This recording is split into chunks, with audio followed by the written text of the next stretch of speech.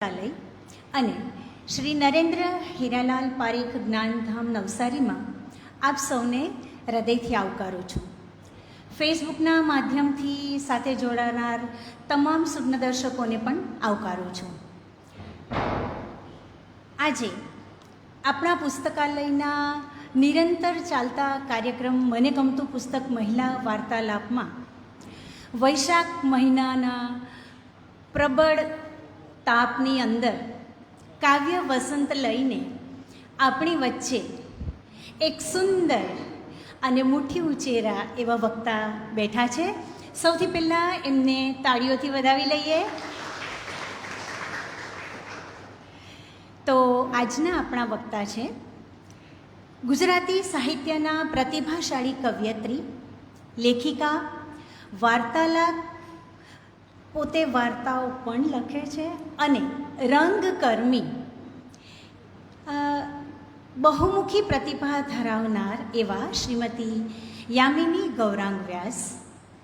એમને જોતાં જ આપણને સહજ જ થાય કે હા, કોઈક અભિનેત્રી છે ખરા, કોઈક તો કલાકાર છે. જોતાની સાથે આપણા મનમાં પહેલું જે ચિત્ર એમનું ઊભું થાય તો સાચે જ તેઓ ખૂબ મોટા ગજાના અભિનેત્રી છે. એમનો થોડો આપણે પરિચય લઈ લઈએ. સુરતમાં રહે છે અને બહુમુખી પ્રતિભા ધરાવે છે. આપણે વાત કરીશું સાહિત્ય અને કલા ક્ષેત્રની, તો એમાં એમનું ખૂબ ઉમદા અને નોંધપાત્ર યોગદાન રહ્યું છે. સાહિત્યના વિવિધ વિભાગોના 12 જેટલા પુસ્તકો, એમના એટલા સુંદર નામો છે, એ પ્રકાશિત થઈ ચૂક્યા છે. એ પુસ્તકોને પ્રતિષ્ઠિત સાહિત્યિક સંસ્થાઓ દ્વારા સન્માનિત કરવામાં આવ્યા છે અને એવોર્ડ્સો પણ આપવામાં આવ્યા છે. થોડા નામો કહીશ સંસ્થાઓના. ગુજરાત સાહિત્ય અકાદમી કલા ગુર્જરી, મુંબઈના ગીરા ગુર્જરી દ્વારા એમના પુસ્તકો સન્માનિત થઈ ચૂક્યા છે. એમણે પુષ્કળ નાટકોના પુસ્તકો પણ લખ્યા છે અને એ નાટકોને પણ રાષ્ટ્રીય કલા કેન્દ્ર, ગુજરાત રાજ્ય સંગીત નાટ્ય અકાદમી, ચિત્રલેખા ભવન્સ નાટ્ય સ્પર્ધાઓ જે થાય છે આપણે જાણીએ છીએ, એના અનેક પારિતોષિકો મળી ચૂક્યા છે. સાહિત્ય સર્જનની વાત કરીએ તો એને માટે મોટું સન્માન કહી શકાય એવું જુઈ મેળો, એનું સન્માન પણ એમને મળી ચૂક્યું છે. શબ્દશ્રી પારિતોષિક, આર્ટ અને કલ્ચર માટે નેશનલ વિમેન કોન્ક્લેવ એવોર્ડ, નારી ગૌરવ, પંકજ કાપડિયા ઇન્સ્પિરેશન જેવા અનેક એવોર્ડો એમના નામે છે. એમણે લખેલું એક બહુ સુંદર નાટક બેટી બચાવો, એ થીમ ઉપર આધારિત, જેનું નામ છે જરા થોભો, એના 350થી વધુ પ્રયોગો થઈ ચૂક્યા છે અને ખૂબ વખણાયું છે. એટલું જ નહીં, તેઓ આકાશવાણી અને દૂરદર્શન પરથી કવિતાઓ રજૂ કરે છે અને કવિતા માટે પ્રતિષ્ઠિત કહી શકાય એવો ગની દહીંવાળા એવોર્ડ પણ એમને મળી ચૂક્યો છે. તેઓ રંગભૂમિ, ફિલ્મો અને ટીવી સિરિયલના નીવડેલા કલાકાર છે. એક વાત નહીં કહું તો નહીં ચાલે. આ વર્ષે ગુજરાત રાજ્ય સંગીત નાટ્ય અકાદમી દ્વારા યોજાતી ત્રિઅંકી નાટ્ય સ્પર્ધામાં એમણે લખેલ નાટક રણકન્યા 5 પારિતોષિકથી સન્માનિત થઈને પ્રથમ નંબરે આવ્યું છે અને એ જ નાટકમાં બેસ્ટ થીમ અને બેસ્ટ લેખકનો પણ એમને એવોર્ડ મળી ચૂક્યો છે. એટલે વિચારો એ નાટક કેવું હશે. અમને પણ જોવાની ખૂબ ઈચ્છા છે એ નાટક. વાત કરીએ એમની એકેડેમીની તો મને એમ થોડુંક નવાઈ લાગી. એઓ માઇક્રોબાયોલોજીના સ્નાતક છે. માઇક્રોબાયોલોજી, હોસ્પિટલનું કામ અને સાથે લેખન, માઇક્રો લેવલે જઈને લેખન ક્ષેત્રે એમણે ઊંચા શિખરો સર કર્યા છે. એમને ખૂબ ખૂબ અભિનંદન. આજનો વાર્તાલાપ કંઈક જરાક અલગ છે, કેમ કે ફક્ત વાર્તાલાપ નથી, એની સાથે તમે નીચે કંઈક વાંચ્યું હોય તો મંજુનામા કરીને એકોક્તિ મોનોલોગ તેઓ અહીંથી રજૂ કરશે, જેને માટે હું પણ ખૂબ આતુર છું. આપણે જોયેલી છે એ એમની આખી કૃતિ જોઈ છે, મેં પણ ઘણી બધી વાર જોઈ છે, છતાં આજે પ્રત્યક્ષ નિહાળવાની વાત જ કંઈક અલગ છે. એટલે એ આપણા આ પુસ્તક પરિચયની સાથે સાથે આપણે એને જોઈશું. અને આવા બહુમુખી કલાકાર, વાંચક, ઊંચા ગજાના લેખિકા એવા યામિનીબેન વ્યાસ પાસેથી એક ઊંચા ગજાના કવિ એવા શ્રી નયનભાઈ દેસાઈ લિખિત નયનના મોતી પુસ્તક વિશે આપણે પરિચય મેળવીએ.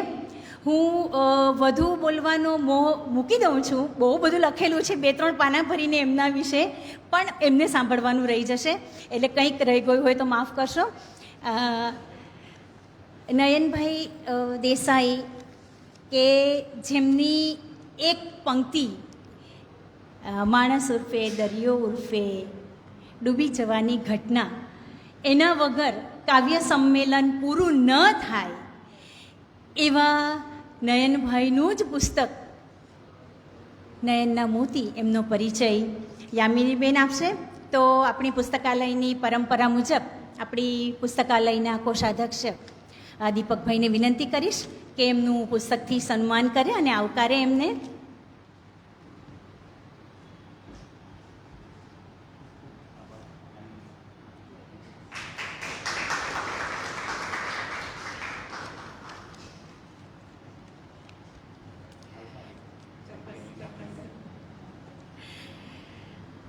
અને આપણી લાઇબ્રેરીનું જે ગ્રુપ છે એના ઉપર થોડાક વાક્યો એવા સ્પર્શી ગયા કે નયનભાઈ એટલે લાગણી અને શબ્દોનો દરિયો. કાવ્યની લેબમાં અનેક પ્રયોગો કરી કાવ્યના મેઘધનુ જેમણે સર્જ્યા છે એવા નયનભાઈને નવસારીના આંગણે ફરી એકવાર પુસ્તક સ્વરૂપે લાવવા માટે આપનો ખૂબ ખૂબ આભાર માનું છું અને આપને અહીં આવકારું છું. આવો યામિનીબેન.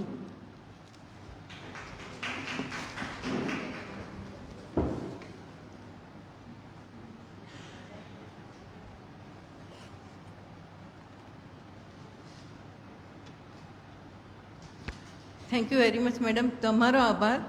કારણ કે અહીંયા નયનના મોતી રજૂ કરવાનું હતું. ઘણા બધા કાવ્યો ખબર છે કારણ કે અમારા જ ગુરુ, પણ એમાંથી પસાર થવાનો મોકો મળ્યો, એટલે તમારો આભાર માનું છું અને નયનના મોતી વિશે શરૂ કરું છું.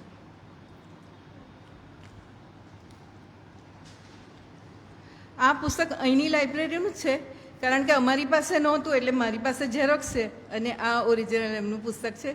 અત્યારે સ્પર્શ કર્યો પુસ્તકને, બાકી ને ઝેરોક્સ પણ ઝેરોક્સમાંથી કઢાવી છે આજે મારી પાસે છે તે, એટલે ખૂબ આનંદની વાત છે કે અહીંયા પુસ્તક છે.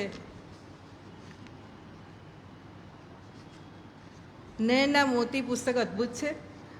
નયનભાઈએ છેલ્લે સુધી કવિતાઓ લખી, પણ આ 2003 સુધીનો સંગ્રહ છે. એ સમગ્ર સંગ્રહ છે. 2003 સુધી એમણે જેટલી કવિતાઓ લખી એ સમગ્ર છે નયનના મોતીમાં. શબ્દોત્સવ પ્રકાશન છે. અને અર્પણ શશીબેનને એમના પત્નીને એઓ પણ આવવાના હતા, પણ સામાજિક કામ આવી પડ્યું એટલે નહોતા આવ્યા, નહીં તો એ પણ અહીંયા હાજર હોત. આપણે કહેવાય ને, સાચા મોતી શોધવા હોય તો મરજીવા બનવું પડે. સાચા મોતી તો જ મળે. પણ નયનભાઈએ જે આ કવિતા મોતી આપણને આપ્યા છે, પણ એઓ હંમેશા ક્યારે ક્યાંથી લઈ આવે, હંમેશા મરજીવા રૂપે જ હોય છે નયનભાઈ. એટલે આ સુંદર કવિતાઓ અંદર છે. ટૂંકમાં નયનભાઈ વિશે વચ્ચે વચ્ચે કહેતી જઈશ કે જન્મ 22 ફેબ્રુઆરી 1946, નિધન 12 ઓક્ટોબર 2023. અમારા ગુરુ છંદ જ્ઞાન એમની પાસે જ મેળવ્યું હતું. ખાલી છંદ શીખવીને બેસી નહોતા રહ્યા, એઓ કેવી રીતે કવિતા પસંદ કરવી, મુશાયરામાં, કવિ સંમેલનમાં કઈ રીતે રજૂ કરવી, કારણ કે એઓ રજૂઆતના રાજા હતા. નયનભાઈ જ્યારે આવે મંચ પર ત્યારે આમ કહેવાય ને, કાંત કાઠી ના પણ મુઠ્ઠી ઉંચેરા, એટલે હંમેશા આંખો મીચીને ઊંચા હાથ કરીને રજૂ કરે ને એ મુદ્રા જોવા જેવી હોય છે. ને તમે નહીં માણ્યા હોય, માણ્યા જ હશે, અહીંયા બધા બેઠા છે નયનભાઈને, નહીં માણ્યા તો યુટ્યુબ જોઈ લેજો. ખૂબ સુંદર રજૂઆત હોય છે એમની. કલાપી પુરસ્કાર, કવિશ્વર, દલપતરામ એવોર્ડ અને ઘણા બધા વિશેષ પારિતોષિકો એમને પ્રાપ્ત થયા છે. હું આમાં જે પ્રસ્તાવના બહુ સરસ શોભિતભાઈ જહર બક્ષી ઘણાએ લખી છે, એટલે હું એમાંથી એક બે લાઈન વાંચીશ, બાકી તમે પુસ્તક તો વાંચશો જ. જહર બક્ષી કહે છે કે નયન દેસાઈએ પોતાની પ્રયોગશીલ અભિવ્યક્તિથી વિશેષ ધ્યાન ખેંચ્યું છે. એટલે બધા જ કહે છે કે પ્રયોગશીલ કવિ હતા ને ખૂબ અદ્ભુત અદ્ભુત પ્રયોગો કર્યા છે. તમને આમાંથી હું વાંચીશ એટલે ખ્યાલ આવશે. અને નયનભાઈ પોતે શું કહે છે કે મારા ઘરે ભગવાન કવિતા બનીને આવ્યા, મારા ઘરે ભગવાન કવિતા બનીને આવ્યા. મેં હંમેશા પૂરી પ્રામાણિક નિસ્બતથી એમની પૂજા કરી છે. અને આગળ કહે છે વતનના ગામથી થોડા ડુસ્કા અને ડુમા લઈને આ નગરમાં આવ્યો હતો, સુરત. વતન એમનું વાલોડ. વતનના ગામથી થોડા ડુસ્કા અને ડુમા લઈને નગરમાં આવ્યો હતો. મારા નગર અને મહાનગર બની ગયેલા આ નગરે મને સાચવ્યો છે, મારી કવિતાનું સમાર્જન કર્યું છે. મારા નગરને વંદન, નર્મદ જેવા પૂર્વજને વંદન. હંમેશા નયનભાઈ એવું કહેતા કે બોલું તો હું આમ જ બોલું, બોલું તો હું આમ જ બોલું, હું નર્મદનો વંશ જ છું. એવો માનતા પણ ખરા કે નર્મદના વંશ છીએ આપણે, બધા જ નર્મદના વંશ જ છીએ. અને ઢવકાની શોધ કરવા નીકળી અને ચારે બાજુ તીર વરસતા હોય એવા સમયમાં આપણે જીવીએ છીએ, નયનભાઈ કહેતા હતા. અને પરેશ રાવળ અભિનેતા એમણે પણ લખ્યું છે, પણ એ જ્યારે એ ગઝલ આવશે એમને કઈ ગઝલ બહુ ગમી અને કયો શેર વધુ ગમ્યો હતો હું ત્યારે કહીશ. પણ એમણે સરસ આમાં પણ લખ્યું છે, પાણીદાર કવિતાઓના માલિક શોભિતભાઈ ખૂબ સુંદર લખે છે. થોડી ચારેક લાઈન કહીશ કે નવજાત શિશુ જેવા નિર્દોષ, યતિ જેવા નિસ્પૃહી અને જેની શાયરાના નમણાશનો જોટો જડો મુશ્કેલ છે એવા ગુર્જરી ગઝલ રત્ન નયન દેસાઈનો અંદાઝે બયાન નિહાળવા તમને ક્યારેય મોકો મળ્યો છે? ગઝલના માન પાન વધારવામાં, ગઝલને બીબા ઢાળ બનતી અટકાવવામાં અને ગઝલને ગુજરાતીતા અપાવવામાં નયન દેસાઈને જેટલો યશ મળ્યો જોઈએ એના કરતાં પાભાગનો યશ પણ ક્યાં મળ્યો છે. આપણે પણ એમની સાથે સહમત છીએ અને અફસોસ વ્યક્ત કરીએ છીએ કે જેટલી ઊંચાઈ એમને યશ મળવો જોઈતો એટલો નથી મળ્યો, છતાં એમની કવિતા વાંચીને આપણે આનંદ અનુભવીએ. અંકિત ત્રિવેદી કહે છે, એક જ લાઈન કહીશ, એમની ગઝલો વાંચતી વખતે ફૂલ પાસેથી ઝાકળ ઉધાર લઈને કાગળ પર છાંટવાનું મન થાય. લીલાબેન અંકિત ત્રિવેદી લખે છે. અને કૈલાસ પંડિત ખૂબ સરસ આમાં બતાવે છે કે નયનની કવિતામાં વૈવિધ્ય વિપુલ પ્રમાણમાં છે. નયને ભરપૂર અંગ્રેજી શબ્દો જેવા કે Sisyphus, dialysis, long scene, heroine, parcel, pincode, once more, God, Jesus, king, table, office, CL વગેરે નોટેબલ છે. તો પછી ગામઠી શબ્દો ડચકારો, હાંગણ, હુંગણ, મોભારો, ધવડાવે, ઓવારો, અણહારો, ખૂણો ખાચરો, હોકારાથી માંડી પોતાના પ્રદેશના શબ્દો, આફા તીફા એ આપણી સાઈડના શબ્દ છે ને, સાઉથ ગુજરાતના. આફા તીફા, સામળેક મોરચા એટલે ઘેરૈયા ગઝલ પણ છે એમની. હા રે હા ભાઈ. અને હિન્દી શબ્દ પ્રયોગો દસ્તક, સુહાવત, ધડકત, ચલાવત, રસાવત, ગાવત, કહું સાજન, બગિયા, ઝુલત, બાબુલ, મોરા, ડારન, અજહુ, સંગ, બિહડ, ચુનરી એવા ઘણા બધા સુંદર શબ્દો એમણે ઉપયોગમાં લીધા છે. અને ઠસ્સાદાર રજૂઆતના માલિક છે. એ બધા જ એમને એ રીતે ઓળખે છે. અને રવિન્દ્રભાઈ આપણા સુરતના જ ગઝલકાર કવિ એવો કહે છે કે નયને ગુરુ શિષ્ય પરંપરામાં ગઝલનું શિક્ષણ લીધું છે. એટલે ગુરુ શીખવે અને શિષ્ય બનીએ આપણે. એ પરંપરાને એણે એની પછીની પેઢીમાં આગળ ધપાવી છે. એ સુરતના ઘણા બધા મોટે ભાગના કવિઓ એમના શિષ્ય રહી ચૂક્યા છે. એ જ કારણ છે કે એની પછીની પેઢીના ગઝલકારો ગઝલ શિક્ષણથી મહદ અંશે વિભૂષિત છે. એટલે એમનો બહુ મોટો ફાળો છે. હવે નયનના મોતીમાં 5 સંગ્રહો એના અને થોડા નવા કાવ્યો છે. હું નામ ખાલી વાંચીશ. માણસ ઉર્ફે રેતી ઉર્ફે દરિયો, ખૂબ એમની સિગ્નેચર ગઝલ, એનું જ છે ટાઇટલ. મુકામ પોસ્ટ માણસ, આંગળી વાઢીને અક્ષર મોકલું, અનુષ્ઠાન, સમંદરબાજ માણસ ઉપરાંત થોડા નવા કાવ્યો એ આમાં સમાવેશ છે. અને 1979થી 2003 સુધીના કાવ્યો આમાં છે. એ પછીના તો હજુ ઘણા બધા પુસ્તકો થયા છે. ને વિવિધતા કેટલી, એમણે શું લખ્યું છે, ગીત, ગઝલ, સોનેટ, અછંદાસ, મુક્તકો ઉપરાંત ગુજરાતી કવિતાએ કદી ન સાંભળ્યા હોય એવા મોતી પણ એમાં છે.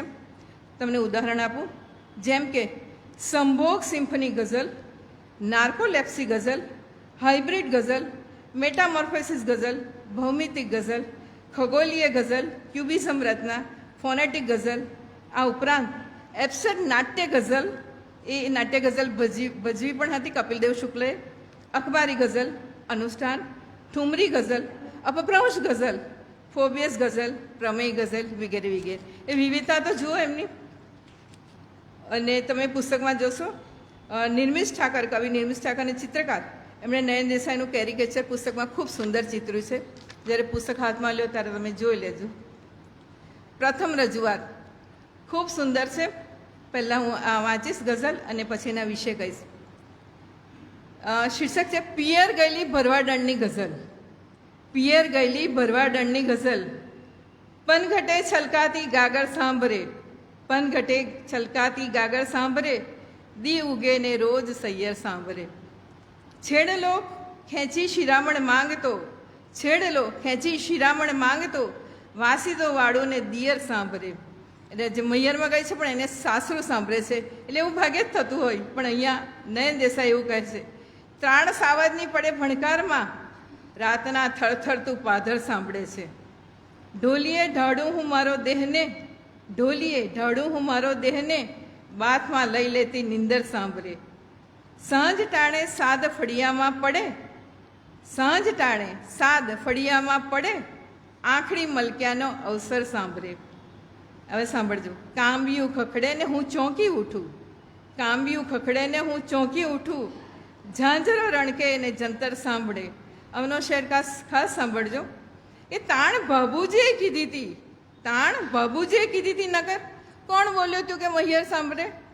એ તો બાબુજીએ કહ્યું હતું એટલે હું મૈયર પહોંચી. ને છેલ્લો, માં મને ગમતું નથી આ ગામમાં, પિયરમાં એને નથી ગમતું.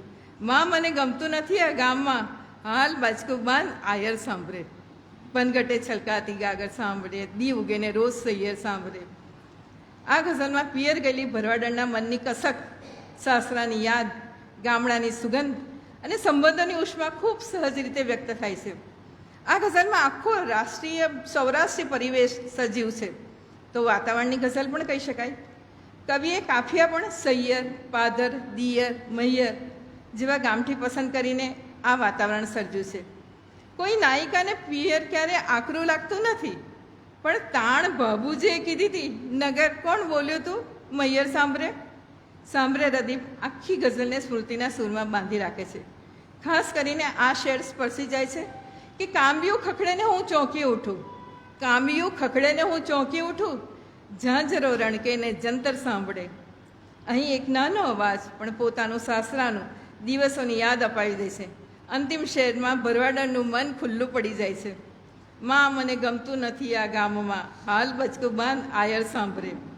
આ પંક્તિઓમાં પિયર આવી હોવા છતાં મન ફરી સાસરાની વાટ જોતું હોય એવી ભાવુક ચોટ છે. ગઝલમાં ગ્રામ્ય જીવન, પ્રેમ, સંભાળના અને સ્ત્રીના અંતરની ઉલઝન ખૂબ સુંદર રીતે ઝીલાય છે. ખૂબ જ સુંદર ગઝલ છે પિયર જતી ભરવાડણની ગઝલ. હવે છે એક સાપેક્ષવાદી કાવ્ય. શીર્ષક છે એક સાપેક્ષવાદી કાવ્ય. પડ વચ્ચે છળ, પડ વચ્ચે છળ, ક્ષણ વચ્ચે રણ, ક્યાંય નહીં હું. પડ વચ્ચે છળ, ક્ષણ વચ્ચે રણ, ક્યાંય નહીં હું. છઠ વચ્ચે તટ, રઢ વચ્ચે શટ, ક્યાંય નહીં હું. કોઈ કહે કે સ્ટેશન આપ્યું, કોઈ કહે કે સ્ટેશન આવ્યું, કોઈ કહે કે ગાડી આવી, કોઈ કહે કે સ્ટેશન આવ્યું, કોઈ કહે કે ગાડી આવી, ચઢ વચ્ચે પડ, પથ વચ્ચે રથ, ક્યાંય નહીં હું. કોઈ સફરજન નીચે ટપ્યું, કેમ સફરજન, કેમ સફરજન? ન્યૂટન યાદ આવે ને, પણ અહીંયા તો નયનભાઈ છે, ન્યૂટન નથી. કોઈ સફરજન નીચે ટપ્યું, કેમ સફરજન, કેમ સફરજન? શક વચ્ચે ધક, અબ વચ્ચે કપ, ક્યાંય નહીં હું. કોઈ કવિતા અથવા કાગળ અથવા કાસમ અથવા કાતર, કોઈ કવિતા અથવા કાગળ અથવા કાસમ અથવા કાતર, લખ વચ્ચે નખ, તટ વચ્ચે છટ, ક્યાંય નહીં હું. એક આ સાંભળજો. એક કહે છે બા ચા પા, એક કહે છે બા ચા પા, એક કહે છે ના ભા મધ ખા, એક કહે છે ના ભા મધ ખા, હા વચ્ચે ના, કપ વચ્ચે તપ, ક્યાંય નહીં હું. કોઈ કહે છે ગાડી આવી, કોઈ કહે છે સ્ટેશન આવ્યું, ભકચક ભકચક ભકચક ભકચક, ક્યાંય નહીં હું. ખૂબ સુંદર છે સાપેક્ષવાદી કાવ્ય. આ કાવ્યમાં કવિએ જીવનની સાપેક્ષતા, અસ્તિત્વનું સંકટ અને આંતરિક ખાલીપાને ખૂબ જ પ્રતિકાત્મક રીતે વ્યક્ત કર્યું છે. આખું કાવ્ય એક પ્રકારની આંતરિક ઉથલપાથલ અને હું ક્યાં એ પ્રશ્નોથી ભરેલું છે. સૌપ્રથમ ક્યાંય નહીં હું, વારંવાર એનું પુનરાવર્તન થાય છે, પણ એ મહત્વનું છે. આ શબ્દો માત્ર આવર્તન નથી, પરંતુ કવિની અંદરની ખાલી જગ્યા અને પોતાના અસ્તિત્વની શોધનો અવાજ છે. દુનિયામાં બધું ચાલી રહ્યું છે, ગાડીઓ આવી રહી છે, સ્ટેશન આવી રહ્યું છે. આપણે સ્ટેશન પર હોઈએ ત્યારે એમ થાય ગાડી આવી, ને ગાડીમાં હોઈએ ત્યારે એમ થાય સ્ટેશન આવ્યું. પરંતુ આ બધાની વચ્ચે કવિને પોતાનું સ્થાન મળતું નથી. પળ વચ્ચે છળ, ક્ષણ વચ્ચે રણ. આ પંક્તિમાં સમય અને જીવનનો ઊંડો અર્થ છુપાયેલો છે. પળ અને ક્ષણ સામાન્ય રીતે સ્મૃતિ કે જીવનની ગતિ દર્શાવે છે, પરંતુ અહીં કવિ તેને છળ અને રણ સાથે જોડે છે. એટલે કે જીવનની દરેક ક્ષણમાં કોઈ છેતરપિંડી થઈ છે અને કોઈ સૂકું રણ છે. માણસની સમજ, અનુભવ, દ્રષ્ટિ અલગ અલગ છે, ગાડી અને સ્ટેશન જેવી. જીવનમાં સત્ય એક જ નથી, દરેક માટે સત્ય અલગ છે. કોઈ સફરજન નીચે ટપ્યું, કેમ સફરજન, કેમ સફરજન? પંક્તિમાં સામાન્ય ઘટના નથી, કારણ કે તે વિજ્ઞાન અને આઇઝેક ન્યૂટનની યાદ આવે છે. પરંતુ નયનભાઈ જેવા કવિ માટે આ પ્રશ્નનો જવાબ એટલો મહત્વનો નથી જેટલું પોતાનું અસ્તિત્વ શોધવાનું મહત્વનું છે. કોઈ કવિતા અથવા કાગળ અથવા કાસમ અથવા કાતર, આ પંક્તિમાં સર્જન અને વિખંડન બંને બને છે. કવિતા કાગળ પર રચનાનું પ્રતીક છે, જ્યારે કાતર હંમેશા વિખંડન કરે છે. કવિ જાણે છે કે જીવનમાં જ્યાં સર્જન છે ત્યાં વિખંડન પણ હોય જ. હા વચ્ચે ના, કપ વચ્ચે તપ જેવી પંક્તિઓમાં વિરોધાભાસ દેખાય છે. જીવનમાં ક્યારેય સંપૂર્ણ હા નથી તો ક્યારેય સંપૂર્ણ ના પણ નથી. દરેક નિર્ણય, દરેક સંબંધ, દરેક અનુભવ વચ્ચે અનિશ્ચિતતા છે. આ કાવ્યનું સૌંદર્ય એની ભાષામાં, ધ્વનિ પ્રયોગમાં, શબ્દોની રમત અને ક્યાંય નહીં હું જેવી પંક્તિઓના ઘેરા પ્રભાવમાં છે. ખૂબ સુંદર કાવ્ય છે, સાપેક્ષવાદી કાવ્ય. હવે ખૂબ સુંદર ગઝલ છે.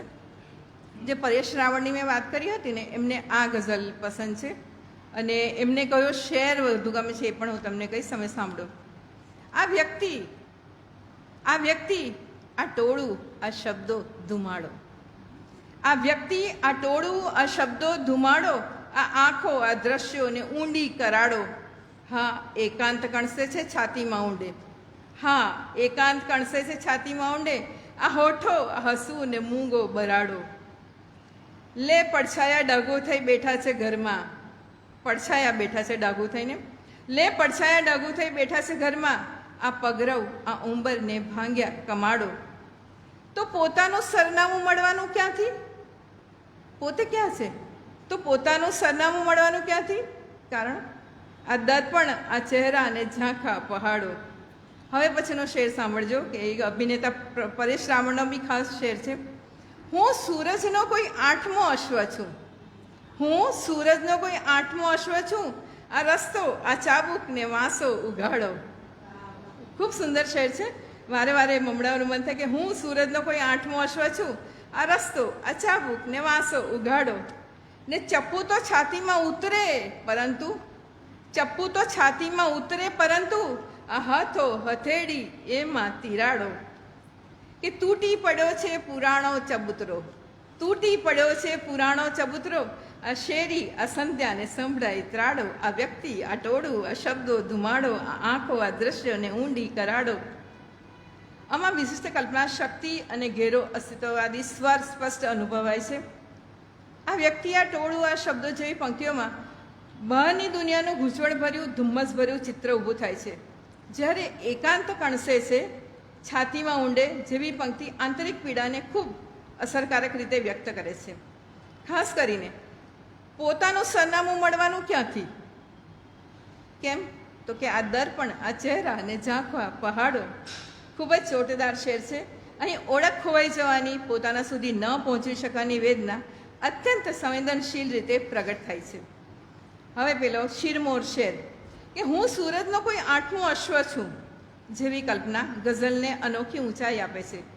સૂરજના 7 અશ્વની પરંપરાગત કલ્પના વચ્ચે 8મો અશ્વ બનવું એટલે અલગ પડવું, અસ્વીકારાયેલું અને સતત દોડતું અસ્તિત્વ. આ ગઝલનું સૌથી મોટું પાસું એ છે કે દરેક શેરમાં આ વડે વસ્તુઓની યાદી આવે છે. પણ એ માત્ર વસ્તુઓ નથી રહેતી, એ મનની સ્થિતિ, ખાલીપણું, વિખંડન અને અંદરના તૂટેલા અવાજો બની જાય છે. એટલે આ એક અદ્ભુત ગઝલ હતી. અને બીજી ઘણી બધી સુંદર ગઝલો છે, પણ હું થોડાકનો તમને આસ્વાદ કરાવીશ. ભૌમિતિક ગઝલ ઘણા બધાને ખબર પણ હશે અને પ્રિય પણ છે. જિગીશાની તો પ્રિય છે. અને આના વિશે નયનભાઈ હંમેશા કંઈ રજૂ કરતા ને એની આગળ કેવી રીતે સર્જન થયું એ પણ કહેતા. એટલે આજે મેં શશીબેનને પૂછ્યું તો આ ગઝલ એમના મોટા ભાઈને ત્યાં બરોડા ગયા હતા, તો એની દીકરી શીતલ હોમવર્ક કરતી હતી ભૂમિતિનું.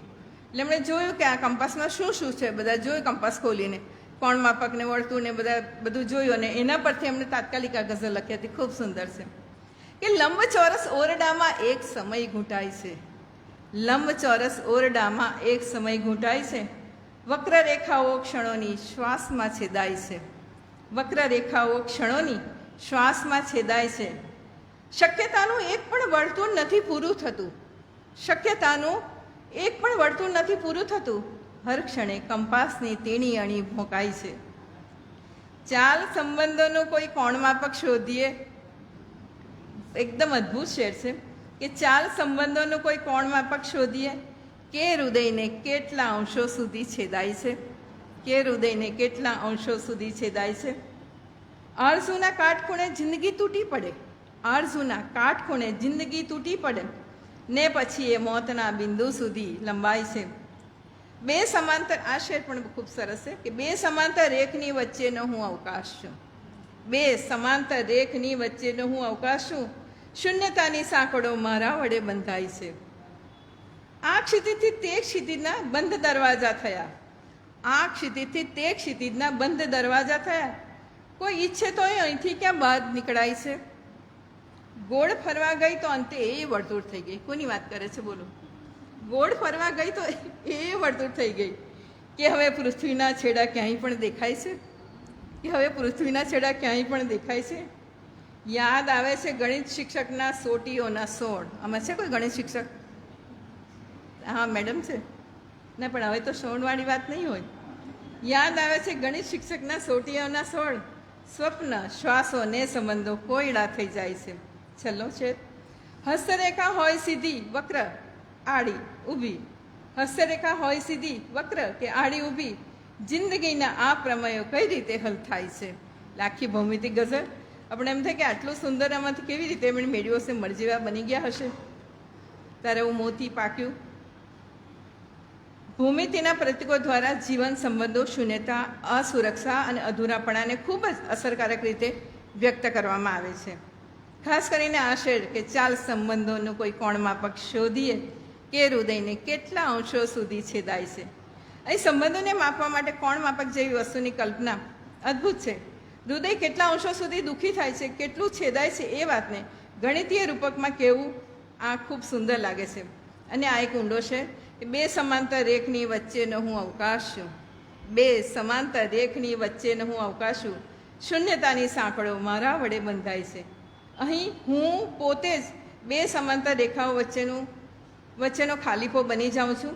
અને આ એકલતા, આંતરિક શૂન્યતાની બહુ અસરકારક અભિવ્યક્તિ આમાં છે. ગઝલમાં વર્તુળ, કંપાસ, લંબચોરસ, બિંદુ, રેખા, પ્રમેય જેવા શબ્દો માત્ર ભૌમિતિક નથી પણ માનવીય અનુભવો બની જાય છે. આ જ ગઝલની સૌથી મોટી ખાસિયત છે. અને હવે ખૂબ ગમતું આત્મકથાને કહી શકાય એવું એક ગીત.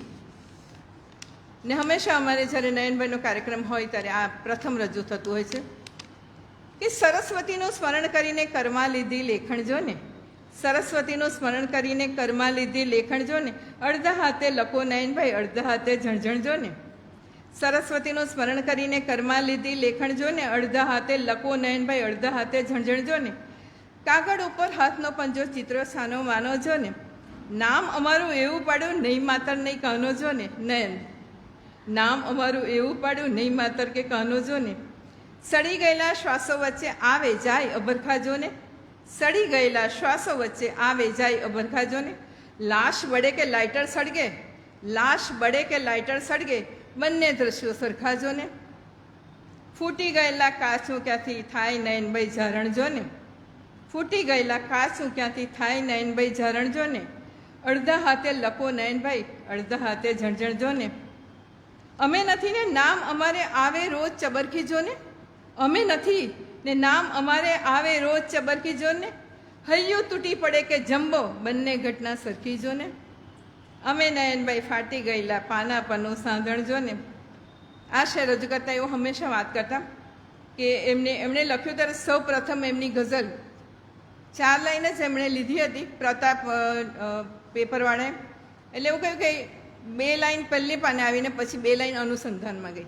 એ પહેલું એમને છાપવા આપેલું હતું. એટલે કાયમ આ શેર આવે ત્યારે એવું હંમેશા કહેતા કે અમે નયનભાઈ ફાટી ગયેલા પાના પરનું સાંધણ જો ને, હવે આંખ પર નિંદનને બદલે સળગાવ્યો લાવા જો ને, છબી બનેલી માં ક્યાંથી બોલાવે, છબી બનેલી માં ક્યાંથી બોલાવે ઘોઘર બાવા જો ને, જીવતર ગંગાના પૂરથી ઘેરાઈ ગયેલું પટના જો ને, સાંજ ડૂબે કે ટાઇટેનિક એ બંને કેવળ ઘટના જો ને, એ ઘટના જ લાગે છે એ લોકોને.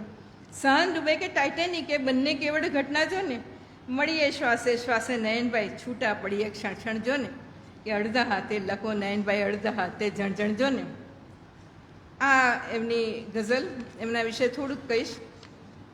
આત્મકથાનક જીવનમાં થયેલા વિવિધ અનુભવોમાંથી સર્જાયેલું આ અદ્ભુત ગીત છે. અડધા હાથે લખો નયનભાઈ અડધા હાથે જણજણ જો ને. આ પંક્તિ આખા ગીતનું હૃદય છે. શરીર અડધું શૂન્ય છે ને અડધું હજી ધ્રુજે છે. એ માત્ર શારીરિક સ્થિતિ નથી, પણ આખા જીવનનું રૂપક બની જાય છે. લાશ મળે કે લાઇટર સળગે, બંને દ્રશ્યો સરખા જો ને. કેટલી ભયાનક નિરાશા અને શૂન્યતા છે. માણસ એટલો અંદરથી બળી ગયો છે કે હવે નાની અને મોટી આગમાં એને ફરક જ નથી રહ્યો. હૈયું તૂટી પડે કે જંબો, બંને ઘટના સરખી જો ને. અહીં વ્યક્તિગત દુઃખ અને વિશ્વસ્તરની દુર્ઘટનાને એક જ તોલમાં મૂકવામાં આવ્યા છે. અંદરથી તૂટેલા માણસ માટે પોતાનું હૈયું તૂટવું પણ એટલું જ વિનાશક હોય છે જેટલું કોઈ વિશાળ દુર્ઘટના. કે જીવતર ગંગાના પૂરથી ઘેરાઈ ગયેલું પટના જો ને. અહીં પટનાનું રૂપક અદ્ભુત છે, કારણ જીવન જાણે પૂરમાં ફસાયેલું શહેર બની ગયું હોય. ચારે તરફ પાણી, ગભરાટ અને બહાર નીકળવાનો રસ્તો નહીં. આ આખું ગીત હૃદયસ્પર્શી છે, પણ એટલું સાચું જ છે. તેમાં દર્દ છે, આત્મસ્વીકાર છે, અને કવિની અંદર ભંગાયેલ દુનિયાનું જીવન ચિત્ર અહીં છતું થાય છે. ખૂબ સુંદર છે. અહીંયા તો દરેક ગઝલ કે ગીત રજૂ કરવાની લાલચ થાય, પણ એ રોકીને હું આગળ ચાલું છું, કારણ કે બધા જ ખૂબ સુંદર છે. હવે એમની સિગ્નેચર ગઝલ કઈ હશે બોલો? એ તો બધાને ખબર જ હશે. હા, માણસ ઉર્ફે. તો એ રજૂ કરું છું ને. આ ગઝલ માટે થોડી વાત જે નયનભાઈ હંમેશા કરતા, શશીબેનને પૂછી છે એ વાત. નયનભાઈ પહેલાં હીરા ઘસતા હતા, હીરા ઘસવાનું કામ. એટલે આપણે એવું કહી શકીએ કે ભલે હીરા ઘસતા હતા, પણ પહેલ ગઝલ કે ગીત પર પડતા હતા. એટલે એમણે આ જે ગઝલ લખી માણસ ઉપર રહેતી, અને આપણા કવિ શ્રી રાજેન્દ્ર શુક્લ એમણે વાંચી ને થયું કે આ કોણ છે નયન દેસાઈ. એટલે સુરતમાં આવ્યા, ગોપીપરા સંઘાડિયાવાડમાં રહેતા હતા. નીચે રહેવાનું ને ઉપર પેલું શું કહેવાય કારખાનું કહેવાય હીરા ઘસવાનું, જે ઘંટી કહેવાય. અચ્છા, થેન્ક યુ. ઉપર એ ઘંટી હતી ને નીચે એ લોકોને રહેવાનું હતું. તો લુંગી અને પેલું બનિયાન પહેરીને ત્યાં કામ કરતા હતા. તો રાજેન્દ્ર શુક્લે આવીને પૂછ્યું કે અહીંયા કોઈ નયન દેસાઈ છે? એટલે કે હું જ છું. તો કેટલી બધી વાર સુધી એમને જોયા જ કર્યા. ને પછી એટલે એમને ખાસ એમને અભિનંદન આપવા આવ્યા કે સુરત આવ્યો છું તો આ ગઝલ લખનાર કોણ છે. ને એટલી બધી જગાએ એટલે આ છે જ સિગ્નેચર ગઝલ. અને આના વગર નયનભાઈ નહીં. આપણે નયનભાઈને વાત કરવી હોય તો આ ગઝલને છોડાય નહીં. કે માણસ ઉર્ફે રેતી ઉર્ફે દરિયો ઉર્ફે ડૂબી જવાની ઘટના ઉર્ફે, માણસ ઉર્ફે રેતી ઉર્ફે દરિયો ઉર્ફે ડૂબી જવાની ઘટના ઉર્ફે, ઘટના એટલે લોહી એટલે વેવું એટલે ખૂટી જવાની ઘટના ઉર્ફે, ખુલ્લી મારી જેવી આંખોને આંખોમાં દિવસો ઉગે ને આથમતા, ખુલ્લી મારી જેવી આંખોને આંખોમાં દિવસો ઉગે ને આથમતા, દિવસો મતલબ વેડા મતલબ પંખી મતલબ ઉડી જવાની ઘટના ઉર્ફે, વજ્રની છાતીના પીગળે આંસુ જેવું પાપણને કંઈ અડકે તો પણ, વજ્રની છાતીના પીગળે આંસુ જેવું પાપણને કંઈ અડકે તો પણ, આંસુ એમાં શૈશવ એમાં કૂવો એમાં કૂદી જવાની ઘટના ઉર્ફે, પગમાંથી પગલું ફૂટે ને પગલામાંથી રસ્તાના કંઈ રસ્તા ફૂટે, પગમાંથી પગલું ફૂટે ને પગલામાંથી રસ્તાના કંઈ રસ્તા ફૂટે, રસ્તા અથવા ફૂલો અથવા પથ્થર અથવા ઉગી જવાની ઘટના ઉર્ફે, ચાલો સૌ આ સંબંધોની વણઝારોને બીજે રસ્તે વાળી દઈએ, ચાલો સૌ આ સંબંધોની વણઝારોને બીજે રસ્તે વાળી દઈએ, સંબંધો શમણાના ઝુમ્મર, સંબંધો શમણાના ઝુમ્મર, ઝુમ્મરિયાને ફૂટી જવાની ઘટના ઉર્ફે, છાતીમાં સૂરજ ઉગ્યાનો દવ સળગે ને સુરત તો એક પીળું ઘૂમડું, સુરતને કહે છે પીળું કોઈ નયનભાઈ જ કહી શકે, છાતીમાં સૂરજ ઉગ્યાનો દવ સળગે ને સુરત તો એક પીળું ઘૂમડું, ગુમડું પાકે છાતી પાકે મહેફિલમાંથી ઉઠી જવાની ઘટના ઉર્ફે મુઠ્ઠી ભરીને પડછાયાના ગામ વસેલા ને પડછાયા હાલે ચાલે. મુઠ્ઠી ભરીને પડછાયાના ગામ વસેલા ને પડછાયા હાલે ચાલે. પડછાયા તો જાણે ચહેરા, ચહેરા જાણે ભૂલી જવાની ઘટના ઉર્ફે માણસ ઉર્ફે રેતી ઉર્ફે દરિયો ઉર્ફે ડૂબી જવાની ઘટના ઉર્ફે ઘટના એટલે લોહી એટલે વેવું એટલે ખૂટી જવાની ઘટના ઉર્ફે. આ સિગ્નેચર ગઝલ છે. રચના જાણે શબ્દોની અંદર શબ્દો ખોલતી જાય છે. ઉર્ફે શબ્દનો સતત ઉપયોગ એ બતાવે છે કે દરેક વસ્તુનું એક બીજું નામ છે અને બીજું નામ ઘણીવાર દુઃખ, વિયોગ કે ખૂટી જવાની ઘટના બની જાય છે. અહીં માણસને ભીડ, દરિયો, અંતે ડૂબી જવાની ઘટના સાથે જોડવામાં આવ્યો છે. જાણે માણસનું અસ્તિત્વ સતત વહેતા અને ખોવાતા રહેવાનું છે. આંખોમાં દિવસો ઉગે ને આથમતા. દિવસોને પંખી જેવા બતાવવાનો ભાવ સુંદર છે.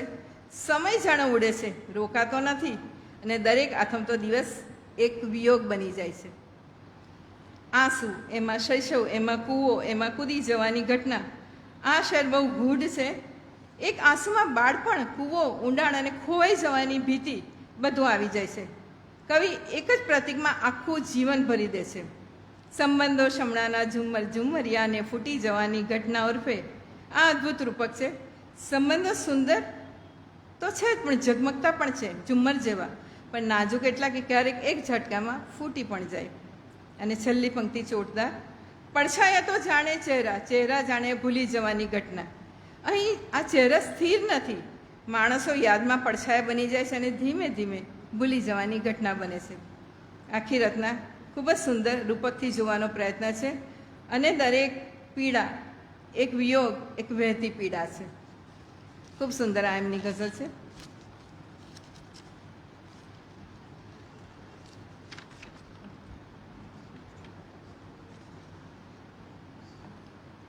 ટેબલની ગઝલ. ટેબલ આખું જીવન પૂરું થાય ને ટેબલ પર ઘણાનું. ટેબલ વિશે ગઝલ. થાક હવે ડૂબતા સૂરજની જેમ ઢળે છે, લ્યો ટેબલને તાળું મારો. રદીપ ખૂબ સુંદર છે. લ્યો ટેબલને તાળું મારો. થાક હવે ડૂબતા સૂરજની જેમ ઢળે છે, લ્યો ટેબલને તાળું મારો. સાંજ પડીને છતમાંથી એકાંત ગળે છે, લ્યો ટેબલને તાળું મારો. આમ જુઓ તો આ ટેબલ પર ડાઘા પડ્યા છે, કંઈ વર્ષોના, કંઈ સ્વપ્નોના. આમ જુઓ તો આ ટેબલ પર ડાઘા પડ્યા છે, વર્ષોના, કંઈ સ્વપ્નોના. એમ વિચારો ત્યાં ભીતરથી કંઈક મળે છે, લ્યો ટેબલને તાળું મારો. હવે તો ખૂબ સરસ છે આ શેર કે કાલ ઉઠીને ટેબલને ડાળ ફૂટે તો એને ટેકે જીવતર ચાલે. એટલે ટેબલ ફરીથી વૃક્ષ બની જાય અને એને ડાળ ફૂટે તો જીવતર ચાલે. કાલ ઉઠીને આ ટેબલને ડાળ ફૂટે તો એને ટેકે જીવતર ચાલે. કઈ ઓફિસમાં હોવાની સીએલ મળે છે, લ્યો ટેબલને તાળું મારો. રોજની જેમ લોડ ઉછળતા ટેબલપુરમાં આખી ઓફિસ ડૂબવા માંડી. રોજની જેમ લોડ ઉછળતા ટેબલપુરમાં આખી ઓફિસ ડૂબવા માંડી. હાથ હજી પણ ફાઇલોના વનમાં રઝળે છે, ફાઇલોનું વન, લ્યો ટેબલને તાળું મારો. હવેનો અદ્ભુત શેર છે, બધાને મજા આવશે ને. ટેબલ પર વર્ક કરતા હશે એમણે આ અનુભવ્યો પણ હશે ટેબલ. આ જ હતું ટેબલ કે જેણે ફૂલ ગુલાબી મગમગતા કંઈ પત્રો વાંચ્યા. આ જ હતું ટેબલ કે જેણે ફૂલ ગુલાબી મગમગતા કંઈ પત્રો વાંચ્યા. આ જ હવે ખાનામાં જન કલ્યાણ મળે છે, લ્યો ટેબલને તાળું મારો. એટલે મગમગતા પત્રો આખું એમનું જીવન રિટાયર થાય ત્યાં સુધીની વાત. પહેલાં મગમગતા પત્રો પહેલાં જે ખાનામાં રહેતા હતા, હવે ત્યાંથી જન કલ્યાણ નીકળે છે ને વિક્સની ડબ્બી, બામની ડબ્બી મળે છે અંદરથી. આ ગઝલમાં ટેબલ માત્ર ઓફિસનું ફર્નિચર નથી રહેતું, માણસની રોજબરોજની જિંદગી, થાક, સ્વપ્નો, અધૂરાપણું એ મશીન જેવા જીવનનું પ્રતીક બની જાય છે. રોજ આવવાનું, એ ટેબલ પર બેસીને ફાઇલોનું કામ કરવાનું, પાછા જવાનું. એ થાક તો લાગે ને, ટેબલને પણ લાગે ને. થાક હવે ડૂબતા સૂરજની જેમ ઢળે છે, લ્યો ટેબલને તાળું મારો. અહીં સહન માત્ર દિવસનો અંત નથી, પણ એક કર્મચારીના આખા થાકનો અંત છે. દિવસભરનું ભારણ જાણે ટેબલ પર મુકાઈ ગયું ન હોય. આ ટેબલ પર ડાઘ પડ્યા છે. શેના ડાઘ છે? વર્ષોના, સ્વપ્નોના. ટેબલ પર પડેલા ડાઘ માત્ર શય કે ફાઇલોના નથી, એ વર્ષોના થાક, અધૂરા સપનાઓના અને સમયના ડાઘ છે. અને કાલે ઉઠીને જો આ ટેબલને ડાળ ફૂટે તો એને ટેકે જીવતર ચાલે. અહીં ટેબલને વૃક્ષની જેમ કલ્પવામાં આવ્યું છે કે માણસનું જીવન એટલું ઓફિસ અને ટેબલ પર નિર્ભર થઈ ગયું છે કે જાણે એની દાળ ફૂટે તો કંઈક આગળ વધાય નહીં, તો ત્યાં ને ત્યાં જ છીએ. આખી ઓફિસ ડૂબવા માંડી. હાજી, હાથ હજી પણ ફાઇલના વનમાં રઝળે છે. અહીં ફાઇલને વન કેવું અદ્ભુત છે. ફાઇલોના ઢગલા જાણે માણસને ગળી જતા જંગલ બની જાય છે. આ જ હતું ટેબલ, જેણે ફૂલ ગુલાબી મગમગતા કંઈ પત્રો વાંચ્યા અને આપણે જોઈ ગયા કે ત્યાં હવે જન કલ્યાણ મળે છે. આજે સરકારી કાગળો, ફોર્મ અને ફાઇલોમાં દટાઈ ગયું છે મન, અને ગઝલમાં ઓફિસનું એક સામાન્ય ટેબલ આખી માનવીય જિંદગીનું પ્રતીક બની જાય છે, જ્યાં કામ છે, થાક છે, સ્મૃતિ છે અને ક્યાંક અંદર ખોવાઈ ગયેલું જીવન પણ છે. લ્યો ટેબલને તાળું મારો. હવે સરસ ગઝલ, એનું રદીપ છે એસએસસી, નયન દેસાઈ એસએસસી શીર્ષક છે. એવો ભલે અભ્યાસ એસએસસીનો કર્યો હોય, પરંતુ આપણે કવિતા માટે તો ડૉક્ટરેટ કે એનાથી આગળ જેટલી ડિગ્રી આવતી હોય એ બધી નયનભાઈ માટે કહી શકાય. અરીસા વેચતા ગામે નયન દેસાઈ એસએસસી, અરીસા વેચતા ગામે નયન દેસાઈ એસએસસી, અને ભીતો ઊભી સામે નયન દેસાઈ એસએસસી. મળ્યો એક રોકડો ડૂમો ને પરચુરણમાં કંઈ ડુસકા, મળ્યો એક રોકડો ડૂમો ને પરચુરણમાં કંઈ ડુસકા, અહીં બીજું તો શું પામે નયન દેસાઈ એસએસસી. પગોમાં પગરવો પહેર્યા ને આંખો પર નજર ઓઢી, લીલાબેન, પગોમાં પગરવો પહેર્યા ને આંખો પર નજર ઓઢી, ફરે માણસ તીરથધામે નયન દેસાઈ એસએસસી. રહે છે આમ તો તાપી તટે સુરતમાં કિંતુ. આવો સ્વાતિબેન. રહે છે આમ તો તાપી તટે સુરતમાં કિંતુ, મળે શબ્દોના સરનામે નયન દેસાઈ એસએસસી. એટલે થોડુંક એનું ખોલી આપું ગીત. ખૂબ સુંદર આ છે રચના. તેમાં વ્યંગ, આત્મપરિચય, સંવેદના અને કવિના અસ્તિત્વની છાપ આવે છે. અરીસા વેચતા ગામે નયન દેસાઈ એસએસસી અને ભીતો ઊભી સામે નયન દેસાઈ એસએસસી. અહીં અરીસા અને ભીતોનું રૂપક ખૂબ મજબૂત છે. એક તરફ પ્રતિબિંબ બતાવતી દુનિયા છે, તો બીજી તરફ સંવાદ રોકતી ભીતો. અને અંતિમ શેર તો અદ્ભુત છે કે રહે છે આમ તો તાપી તટે સુરતમાં કિંતુ, મળે શબ્દોના સરનામે નયન દેસાઈ એસએસસી. એવો શહેરમાં રહે છે પણ આત્મિક રીતે શબ્દોમાં વસે છે. આ ગઝલમાં આત્મચિંતન, વ્યંગ અને ચોટદાર કલ્પનાઓ ઘણીવાર જોવા મળે છે. ખૂબ સુંદર ગઝલ. સુરતનો વરસાદ. કે પતરે ટપાકટપ છાંટા પડે ને પછી નળિયા ખટાખટ તૂટે, સુરતનો એવો વરસાદ. પતરે ટપાકટપ છાંટા પડે ને પછી નળિયા ખટાખટ તૂટે, સુરતનો એવો વરસાદ. કે બારીમાં કૂદે ભફાંગ કરી વાછડને વીજળી વેરાઈ મૂઠે મૂઠે, સુરતનો એવો વરસાદ. કે પહેલાં તો છાપરિયા શેરીઓ ચૂપચાપ કાળા આકાશમણી જુએ, પહેલાં તો છાપરિયા શેરીઓ ચૂપચાપ કાળા આકાશમણી જુએ, સૂકા ભટપાંદડાઓ ગબડે ને ભીનો પવન પછી જાણે પીંજાઈ રૂએ રૂએ, વાદળા છલાંગ મારી ઉછળે ને તીર એની સાથે સટાકસટ છૂટે, સુરતનો એવો વરસાદ.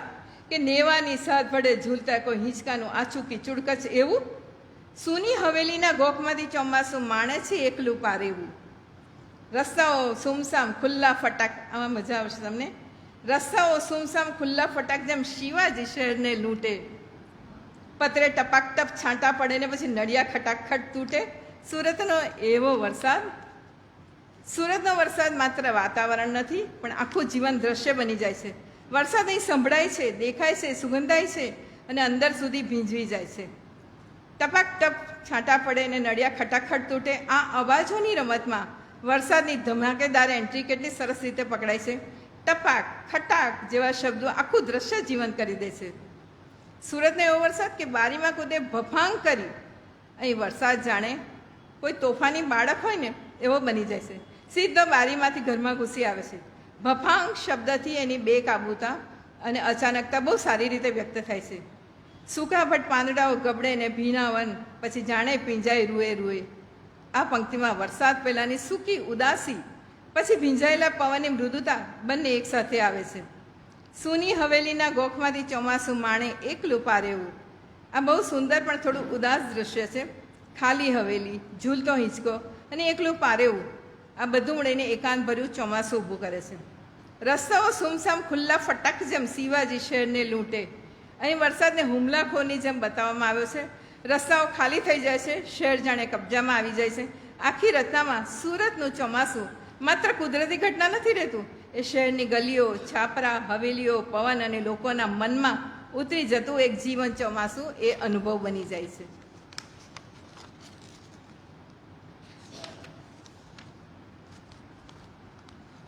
એક સુંદર ગીત છે, સમય હશે તો એ રજૂ કરીશ, પણ પહેલાં એમનું જે રીતે આપણે એવું કહીએ ને કે સિગ્નેચર ગઝલ છે, એવી એમનું સિગ્નેચર ગીત પણ છે, ચકલી ગીત. કે ખાલી ખમ કમરામાં ચકલીનું ઉડવું ને પાંખોનું ફરફરવું ચીચીથી અડગા થવાય છે. ના રે ના, ખાલી ખમ કમરામાં ચકલીનું ઉડવું ને પાંખોનું ફરફરવું ચીચીથી અડગા થવાય છે.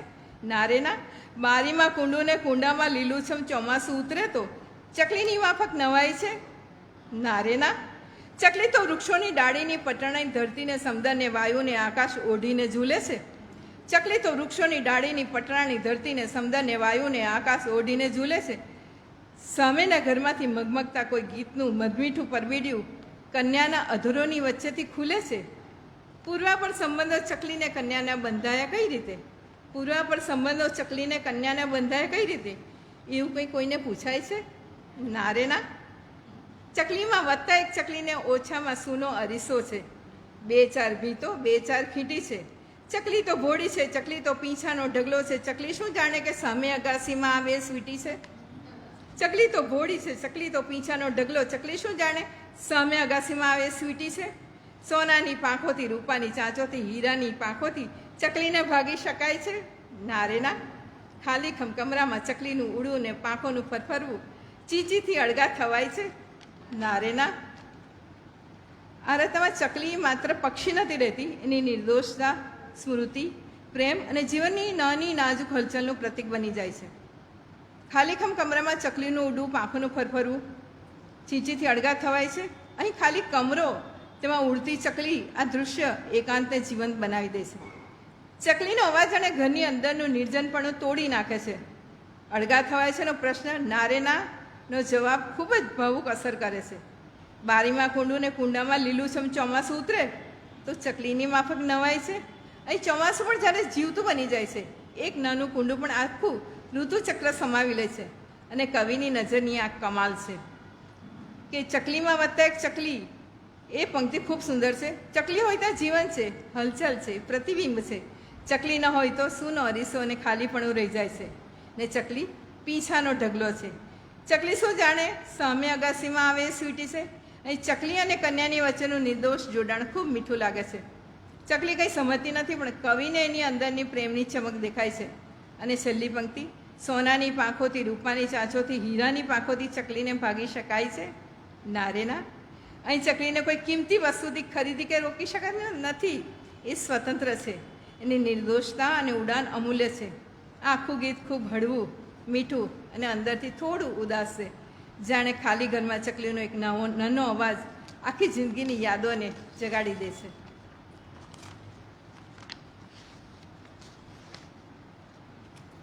હવે તમને ગમી જાય એવું ગીત છે. એનું મુખડું જોજો, એનું ઉપાડ જોજો. અરે ઉલ્લુ બનાવે છે નયન દેસાઈ, અરે ઉલ્લુ બનાવે છે નયન દેસાઈ. એની એવી ટેવ કે સીધું કંઈ ના વિચારે, એની એવી ટેવ કે સીધું કંઈ ના વિચારે અને બદલે હરેકના નામ. બોલો, પાંદડાને લીલુંછમ જંગલ કહે અને પંખીને ટવકાનું ગામ. પાંદડાને લીલુંછમ જંગલ કહે અને પંખીને ટવકાનું ગામ. ફૂલોને જુએ તો ઝાકળ થઈ જાય અને આંખો ભીંજાવે નયન દેસાઈ. અરે ઉલ્લુ બનાવે છે નયન દેસાઈ. તોડી ફોડીને કાચ આઈનો બનાવે અને ચિત્રે છે ચહેરાના ભાવ. તોડી ફોડીને કાચ આઈનો બનાવે ને ચિત્રે છે ચહેરાના ભાવ. સૂરજના ડૂબવાનો અર્થ કરે એવો આ તો બારીમાં સાંજનો પડાવ. પાપણમાં પૂરેલી રાત વેચી વેચી તડકાઓ વાવે છે નયન દેસાઈ. અરે ઉલ્લુ બનાવે છે નયન દેસાઈ. કાંઠો જુએ તો કંઈ એકલતા ગાય છે, વહેવાના સંદર્ભો સાવ જુદા બોલે. ખારવાના ડૂબેલા ગીત કરી એકતા, પેટીની જેમ પછી પરપોટા ખોલે. દરિયો નિહાળે તો મનમાં ઉદાસ થઈ મૃગજળ સજાવે છે નયન દેસાઈ. અરે ઉલ્લુ બનાવે છે નયન દેસાઈ. એને એવી ટેવ કે સીધું કંઈ ના વિચારે અને બદલે છે હર એકના નામ. આ એક મોહક કલ્પનાસભર ગીત છે. ઉપાડો જેટલો મીઠડો છે કે પાંદડાને લીલુંછમ જંગલ કહીને પંખીને ટોકાનું ગામ. આ પંક્તિમાં આખો નયન દેસાઈ જીવતો થઈ જાય છે. સામાન્ય વસ્તુઓને નવી આંખથી જોવાની ટેવ એમને અલગ પાડે છે. પાપડમાં પૂરેલી રાત વેચીને તડકાઓ વાવે છે. આ એક અદ્ભુત ચિત્ર છે. રાત અને તડકાની વચ્ચે એવો સંબંધ છે કે વાચક અંદરથી ચમકી જાય. દરિયા વિશેની કલ્પના બહુ ઊંડી છે. કાંઠો જુએ તો કે એકલતા ગાય છે. ખારવાના ડૂબેલા ગીત, આ બધું સાંભળે ત્યારે લાગે કે દરિયો ફક્ત પાણી નથી, એમાં યાદો, ઉદાસી, એકલતા અને અવાજો બધું વસે છે. આ ગીતમાં ઉલ્લુ બનાવે છે એવું કહેવું પણ મજાનું છે, કારણ કે એ કોઈને છેતરતો નથી, એ તો દુનિયાને નવી રીતે જોતા શીખવે છે. એટલે ઉલ્લુ નથી બનાવતા. અને છેલ્લું ગીત રજૂ કરું છું. આની પણ એક કથા છે. આ ગીત લખાયું ત્યારે કે નયનભાઈ એમના વેવાઈને ત્યાં નડિયાદ એમની ખબર પૂછવા જતા હતા.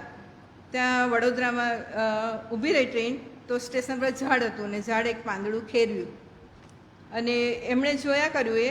અને પછી લગભગ ટિકિટની પાછળ જ એમણે આ લખી દીધી હતી કવિતા.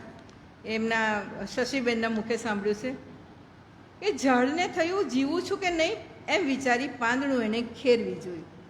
ઝાડને થયું જીવું છું કે નહીં એમ વિચારી પાંદડું એણે ખેરવી જોયું.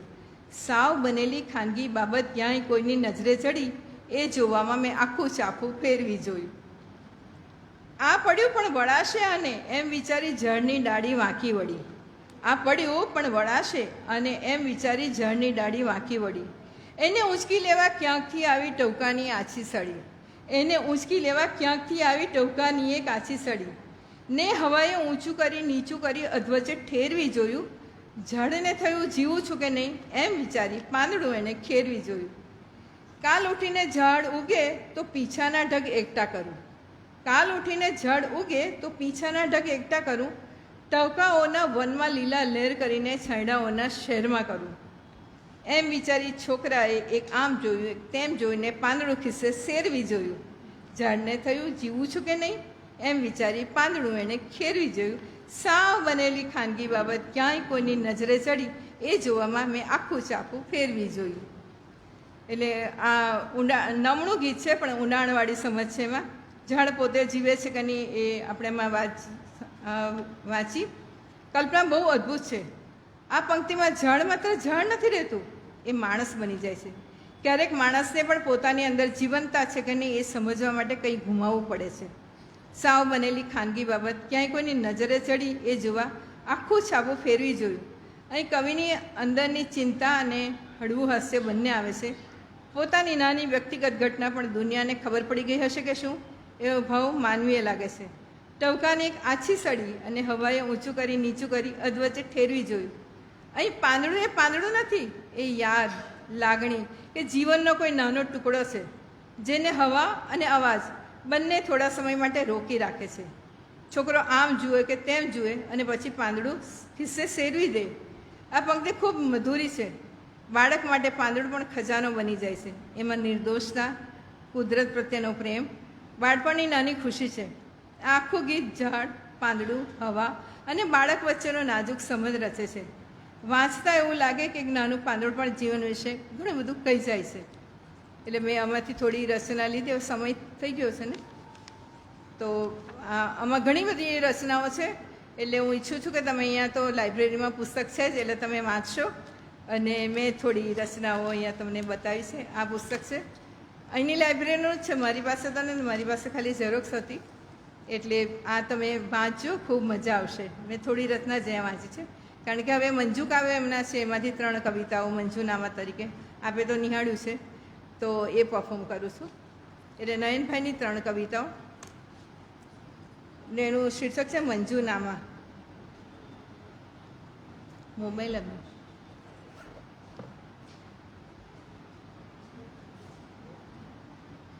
આમાં પેલી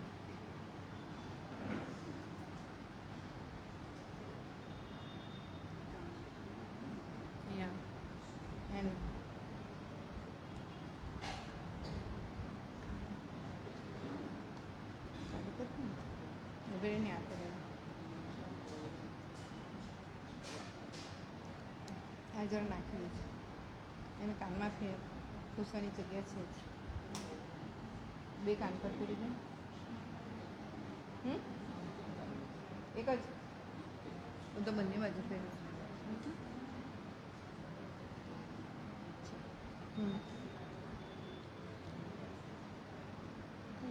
કંઈ નહીં રહેશે તો વાંધો નહીં.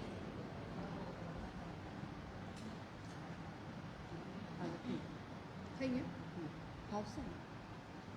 જોઈએ લાઈટ કરી. હા કરી હાલો હાલો હાલો હાલો હાલો અસલી જામ રાખજો અવાજ પહોંચે.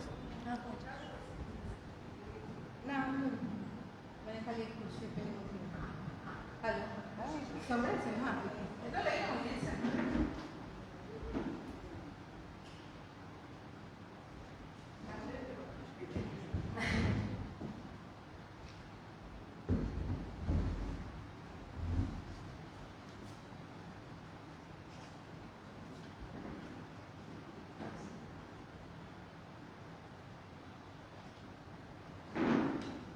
નમસ્કાર.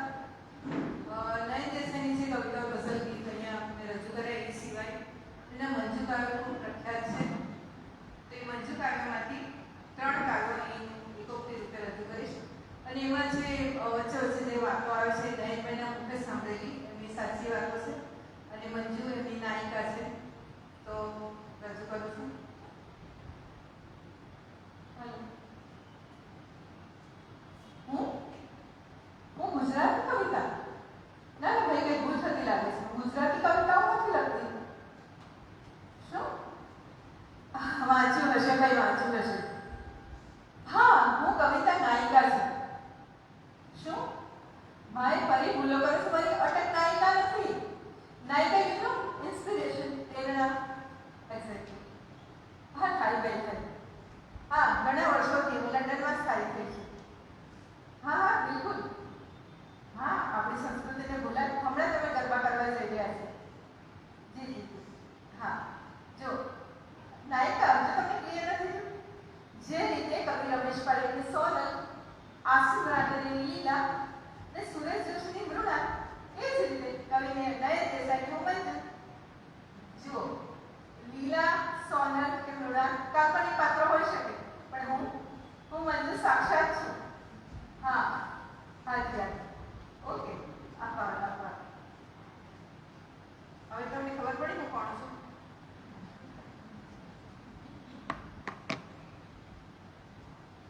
હું કોણ છું ખબર પડી? કવિ નયન દેસાઈની નાયિકા મંજુ. પણ હું મંજુ સિવાય છે ને ઘણું બધું છું. કે પિયર હતી ભરવાડની ભરવાડન પણ હું છું. લગ્નની ગલીઓમાં બેગમ અખ્તરનો ટકો પણ હું છું. ચા નયને ચા મંગા એ ચામાની મીઠાશ છે ને મીઠાશ. અરે પતરા ટમાટર છાંટા પડે ને પછી નડિયા ખટાખટ તૂટે. સુરતનો એવો વરસાદ છે ને વરસાદ એ વરસાદ પણ હું છું. માણસ ઉર્ફે રેતી ઉર્ફે દરિયો ઉર્ફે ડૂબી જવાની ઘટના ઉર્ફે માં જે ઉર્ફે આવે છે ને ઉર્ફે પણ હું છું. નયન દેસાઈ એસએસસી. એમાં એસએસસી ની ડિગ્રી છે ને ડિગ્રી એ પણ હું છું. લ્યો ટેબલને તાળું મારો. પણ એ ટેબલના ખાનામાંથી નીકળતું મફત પરબીડ્યું એ પણ હું છું. આમ જુઓ ને તો ઘેરેલા ગઝલની કાળી બિલાડી પણ હું છું. ને ગંડેવીની કેસર કેરીની કેસર પણ હું છું. ચકલી કાંદાની સ્વીટી હું. બીજું તો શું કહું? હવે તો તમે ઓળખી ગયા હશો ને કે હું મંજુ છું. હું મંજુડી શિખર ગામની મંજુડી. હું અને નયન પાડોશી હતા. હું મારા ને નયનની તમને વાત કરું. અમારી પાકી દોસ્તી. નયન મારાથી છે ને ત્રીજે ઘરે રહે.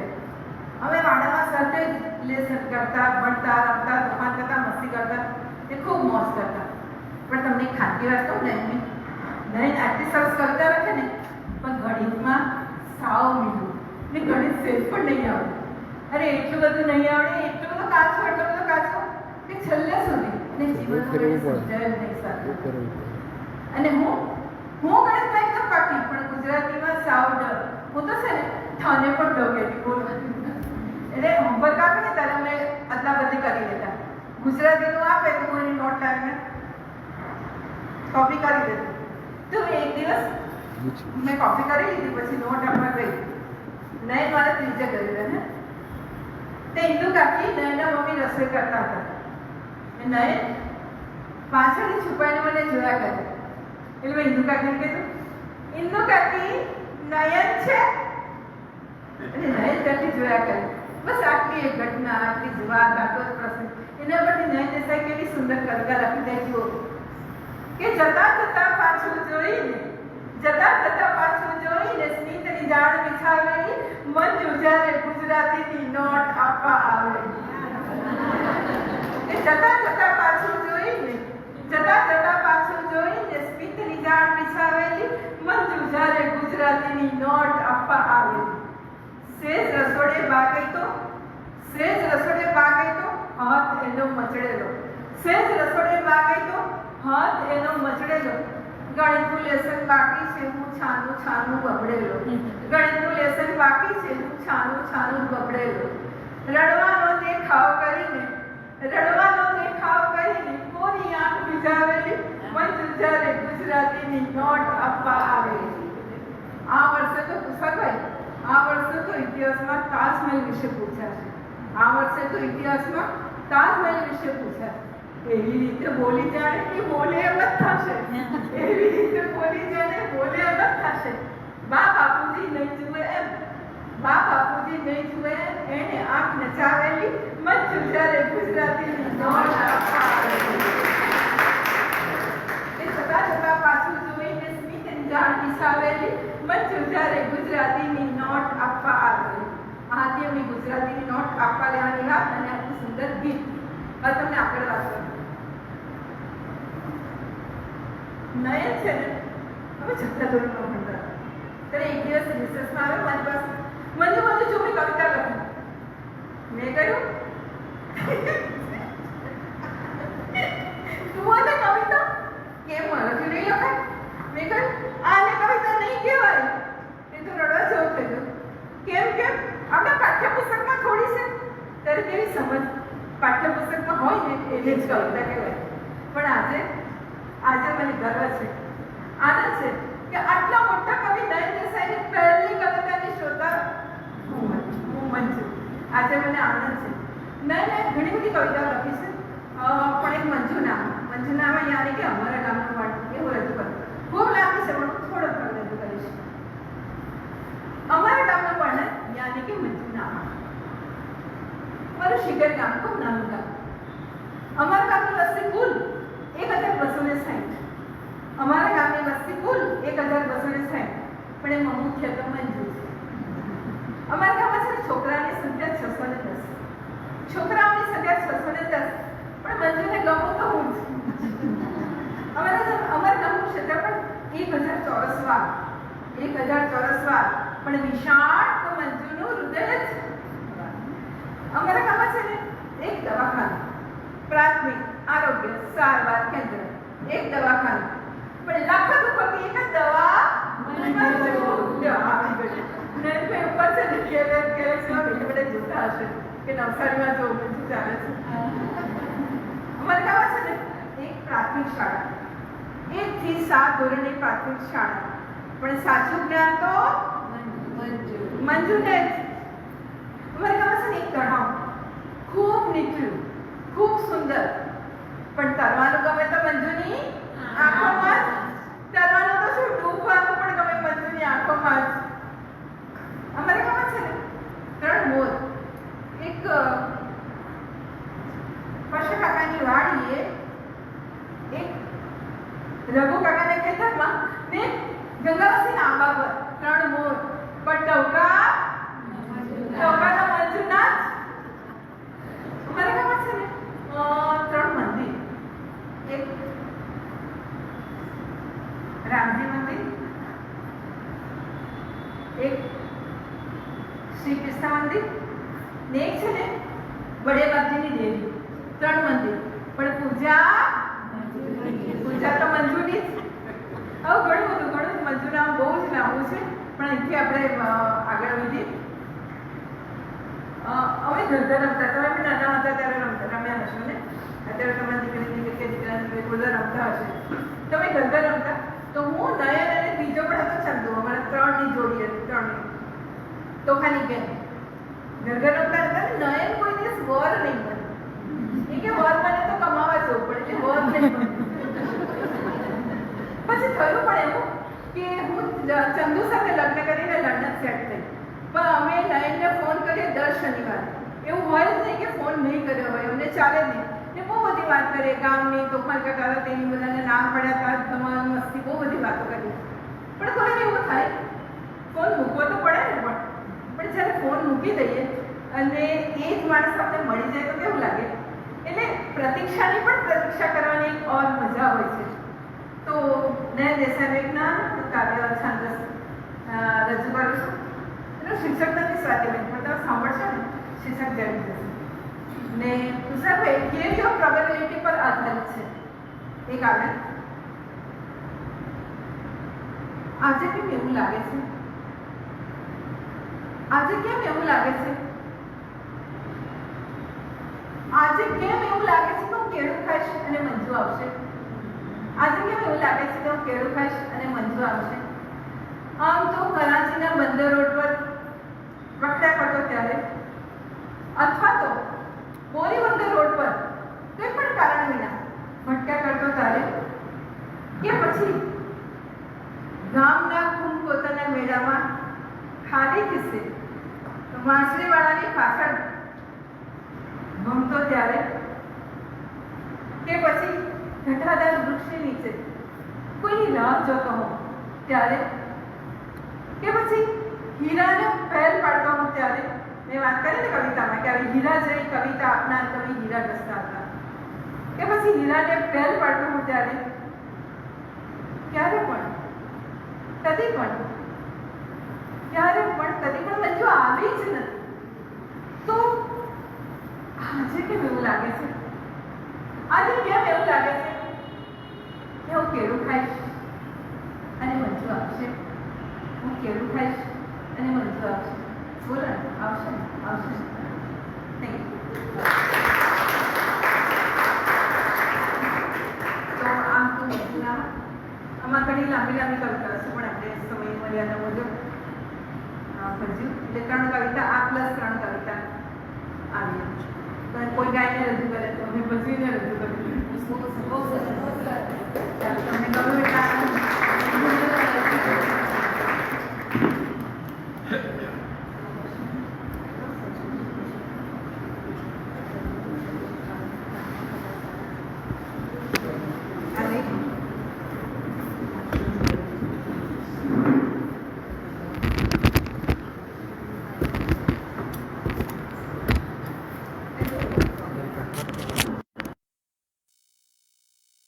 યામિનીબેનને વધાવી લઈએ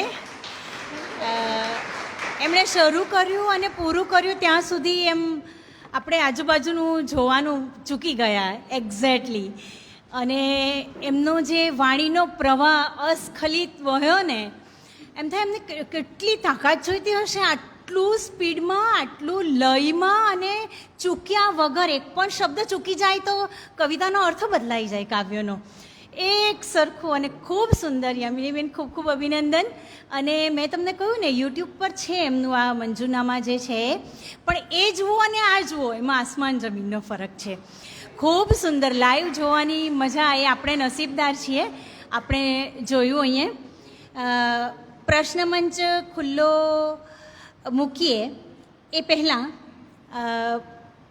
2-3 વાતો મારે કરવાની છે અગત્યની તે કરીને પછી આપણે આગળ ચાલીએ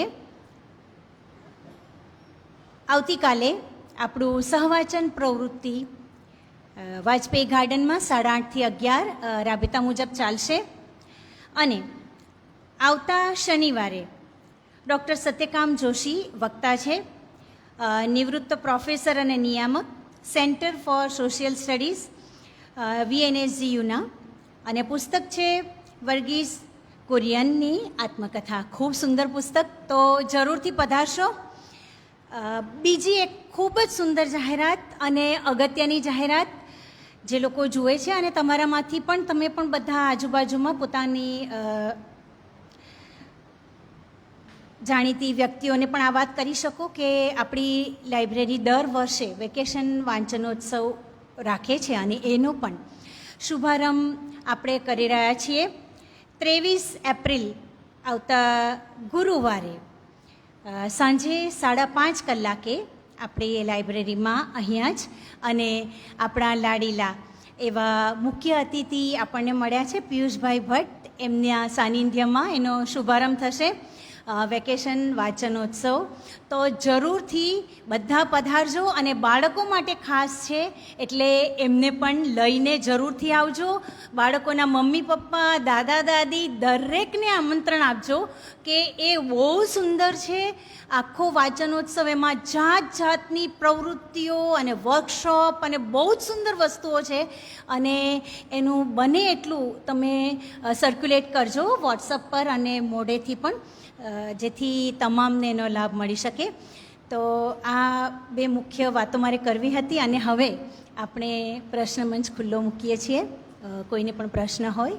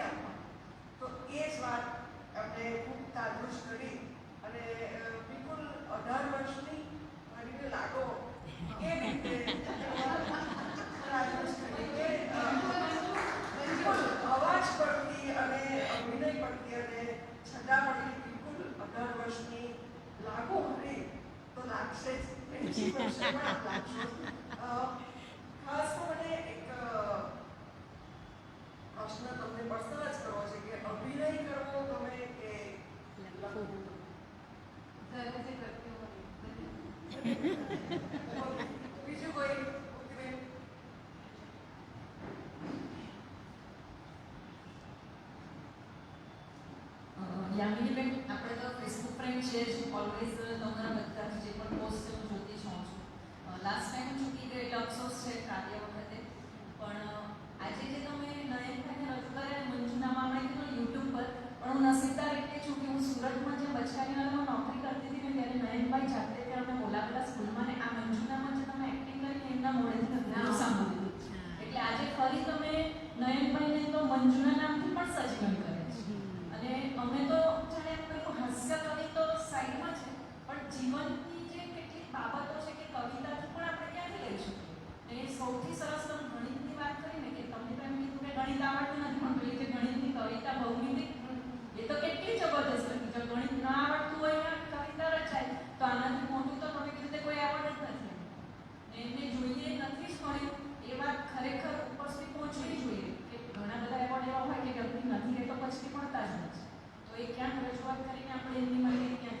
કરી શકીએ. આવું મારું વિચાર સાચી વાત છે. છે. હા. તો આપ સૌ સાહિત્ય રસિકો આ પ્રયત્ન ચોક્કસ કરી શકો ત્યાં સુધી પહોંચાડે. હજુ એમની એટલી બધી કવિતાઓ છે સાહેબ કે વાંચીમાં આપણને ખબર નથી. શશીબેને કહ્યું કે કાગળમાં સંગ્રહેલી એવું પોતે કે એવું પ્રકાશિત ને એવું બધું નહોતા કરતા. હજુ પણ કવિતાઓ છે કે આપણે કોઈએ વાંચી નથી. હા. પુસ્તક પણ અપવાદ્ય છે. હા હમ. પુસ્તક અને પણ ઝેરોક્ષને એ ઝેરોક્ષ લઈને આવે એ છે. પછી લાઇબ્રેરી સાંભળી ઝેરોક્ષના બી ઝેરોક્ષ કઢાવ્યું. ઓરિજિનલમાંથી તો નીકળી જ નથી. એટલે આટલા બધા ધુરંધર શબ્દો અત્યારે હા. ફેમસ છે કે ધુરંધર કવિ હોય અને એની માટેની ઝેરોક્ષ પ્રાપ્ય બને ને ઓરિજિનલ પુસ્તક ન હોય એ પણ આપણા માટે થોડીક અફસોસની વાત છે. તો આવા થોડાક પ્રયત્નો તમારી કેડરમાંથી થાય તો બહુ સરસ રહેશે એ વસ્તુ. ને પેલું વાક્ય કે સંબંધોનું મોણ માપક ખરેખર બહુ સરસ છે ને છેલ્લે વળતોડ બની જાય છે. અને આ ખરેખર આપણા બધાને જીવનમાં થતું હોય છે. ગણિત આપણે કે ના આવડે પણ આ કવિતામાંથી ગણિત આપણને જીવન શીખવી ગયું એવું મારું માનવું છે. અને ખૂબ સરસ અભિનય આપને હું નિહાળું છું ને આજે નિહાળવા મળે એ માટે ખરેખર મને આનંદ છે. નયનભાઈ એવા છે એટલે કવિ કહેવાય ને પ્યોર કવિ કહેવાય ને એવા કવિ કવિ આને કહેવાય. નયનભાઈ ક્યાંથી શું કેમ કેવું લખે કે આપણે વિચાર ન થઈ જઈએ. હા ઉર્દુ ને એમાં ગફુર વાલોડી નામથી એમણે ઉર્દુ લખી. બીજી તમને એક હાસ્ય આવે એવી વાત હોય. તમે ગુજરાતી પત્ર વાંચતા હશો ને? ત્યારે ઈશાની દલાલ લખતા હતા જીવન ધર્મ એવું કંઈ હતું. તો એ ઈશાની દલાલ નહોતા, એ નયનભાઈ ઈશાની દલાલના નામથી લખતા હતા. પછી એના પર કેટલા બધા પ્રેમ પત્રો અને માંગુ પણ આવ્યું હતું. એ નયનભાઈ શશી બેટા તારે વાંચી હતી. ઈશાની દલાલ બીજું કોઈ નહોતું, નયન દેસાઈ હતું.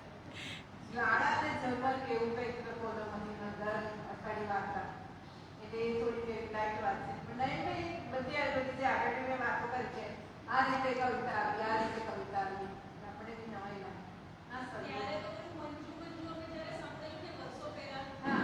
કવિતા જે મને બોલીને અમે બધા પેલું હાસ્ય સાંભળી એવો પૂરક એમ વ્યંગ્ય કરતા એમ મંજુ કોણ છે તો મંજુ કોણ અમે હા. જાણી જતો. પણ ત્યારે એમણે છે ને આ બતાવ્યું હતું કે મંજુ કોણ છે, કયું પાત્ર છે ને આગળની રહસ્ય ખરું પડી ને મંજુ સાક્ષાત હજુ આજે પણ છે. નયનભાઈ ગુજરી ગયા પણ એ જ ઉંમરના હશે કારણ કે ક્લાસમેટ હતા.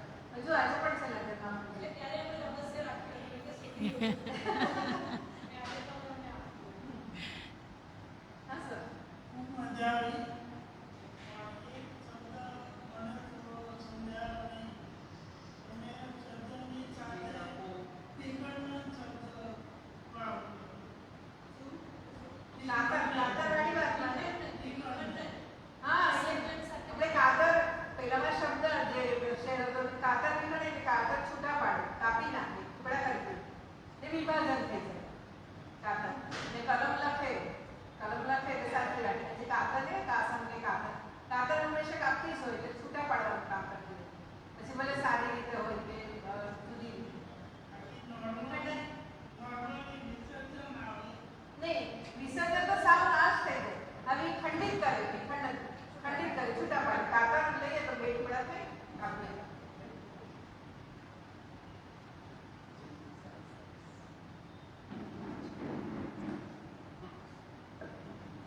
યામીબેન ખૂબ સુંદર.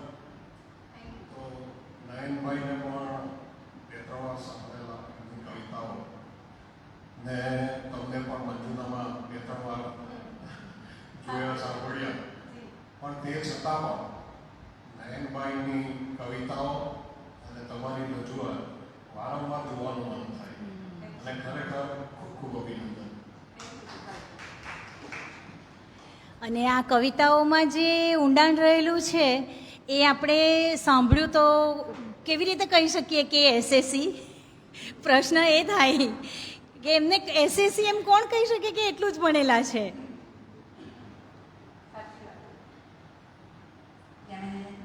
ખૂબ સુંદર રજૂઆત તમારી. અને મંજુનામાની રજૂઆતમાં તો એટલા કરોડ થઈ ગયા ને કે પેલા અર્જુનને જેમ પક્ષને પાક દેખાડી ને તેમ પછી ધીમે ધીમે તો તમે પણ નહીં બસ મંજુ એટલે મંજુના તે મોહલ્લામાં મંજુના ફાધરે મંજુના ત્યાં સુધી પહોંચી ગયા અને તમારું દીકરી કાઢીને ખૂબ ગમે છે. હું જ્યારે સ્કૂલમાંથી અમારે ઘરે સત્સંગ થાય ને ત્યારે પાટિયામાં તમારું દીકરી કાઢીને લખ્યું બેટી બચાવો બેટી પઢાવો સંતાનમાં અને મને ખૂબ ગમે છે.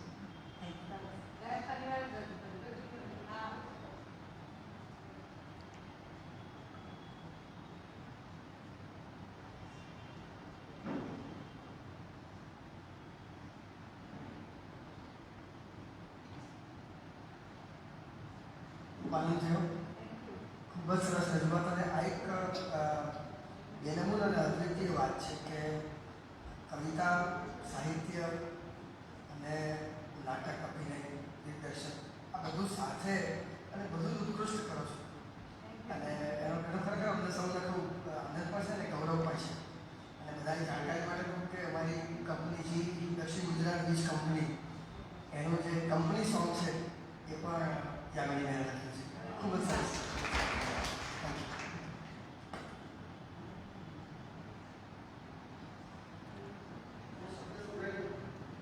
દક્ષિણ ગુજરાત વીજ કંપની અજવાળાનું સરનામું છે. અંધારાને એને ભગાડ્યું એ જ સનાતન અજવાળું છે. વાહ વાહ, ખૂબ સુંદર. હજી કોઈને કંઈ પ્રશ્ન અથવા તો કંઈક પૂરક રજૂઆત કરવી હોય, પોતાની વાત કહેવી હોય?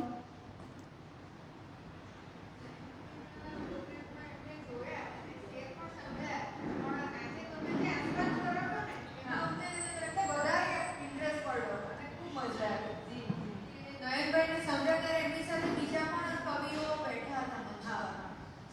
એટલે બધાનો ટાઈમ અમુક આપ્યો હોય તે પ્રમાણે લિમિટેડ એ લોકો રજૂઆત કરતા હોય. પણ આજે ખરેખર તમને જોયા પછી ખૂબ જ સરસ લાગ્યું. ખરેખર નયનભાઈની કવિતાઓમાં માણવા જેવી છે. અને આખા તમે એમાં જીવંત મંચમાં તો ઉતરી ગયા હોય એવું જ લાગ્યું. તો બહુ સુંદર, તમને ગમ્યું. હા, અને દીકરીનું કાવ્ય પણ બહુ સુંદર છે આખું. અમે ઘણા બધાને કોઈને ત્યાં દીકરી આવે ને ત્યારે અમે વોટ્સએપ પર એમને કોંગ્રેચ્યુલેશન સાથે સેન્ડ કરીએ છીએ. હા,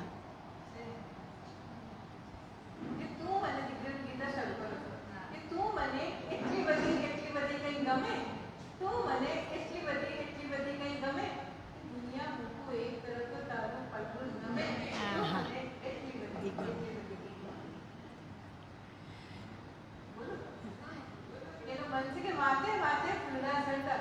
દીકરી બોલે ને તો ફૂલ છે કે વાતે વાતે ફૂલડા ચડતા અને પગલે ફાલે વેલી, વાતે વાતે ફૂલડા ચડતા અને પગલે ફાલે વેલી, સ્મિત આતારો ઋતુ પલટતા, સ્મિત આતારો ઋતુ પલટતા, ઉર્મા ઉમટે વેલી, કે જોઈ લઉં બસ એક વખત, જોઈ લઉં બસ એક વખત, તીવ્ર પ્રતીક્ષા શ્રમે, તો મને એટલી બધી કંઈ ગમે, કે દુનિયા મૂકું એક તરફ તો તારું પલડું નમે, તો મને એટલી બધી કંઈ ગમે, કે દીકરી તું તો વાલનો દરિયો, દીકરી તું તો વાલનો દરિયો, છોડ ઉડે વાલકની, દીકરી તું તો વાલનો દરિયો, છોડ ઉડે વાલકની, હું તારામાં તું મારામાં દુનિયા શિયા ખપની, હું તારામાં તું મારામાં દુનિયા શિયા ખપની, ચાંદ સિતારા તારી સાથે સંતા કુકડી રમે, તો મને એટલી બધી કંઈ ગમે, કે દુનિયા મૂકું એક તરફ તો તારું પલડું ગમે, તો મને એટલી બધી કંઈ તો યામિનીબેન જેમના દીકરી છે એઓને પણ આજે કેટલો ગૌરવ થતો હશે કે આટલી સુંદર દીકરી એમને કેટલી બધી ગમતી હશે, બરાબર. અને તો જ આટલી સુંદર રચના એમણે કરી છે. ખૂબ ખૂબ અભિનંદન. ફરી એકવાર જોરદાર તાળીથી એમને વધાવી લઈએ. ખૂબ ખૂબ આભાર. એમની એક સુંદર પંક્તિથી આપણે આજના કાર્યક્રમને પૂર્ણ કરીએ. નથી કોઈ મંઝિલ, નથી કોઈ રસ્તો, ચરણને મળ્યું છે સતત ચાલવાનું. એમને જોઈને સ્વાતિબેને જે વાત કરી ત્યાં મને ત્યાર પછી આ શબ્દો પાછા યાદ આવ્યા કે નથી કોઈ મંઝિલ, નથી કોઈ રસ્તો, ચરણને મળ્યું છે સતત ચાલવાનું, કદી થાક લાગે તો થોભી જવાનું, ઉતારા વિશેના ઉધામાં વળીશું. આ એમને પરફેક્ટ સૂટ થાય એવી લીટીઓ છે. ખૂબ ખૂબ આભાર. અને આજનો કાર્યક્રમ આપણે અહીં પૂર્ણ કરીએ છીએ. ફરી મળીશું અને વેકેશન વાંચનોત્સવમાં ખૂબ મોટી સંખ્યામાં અહીંયા બધા ઉપસ્થિત રહે એવી અમારી આશા છે.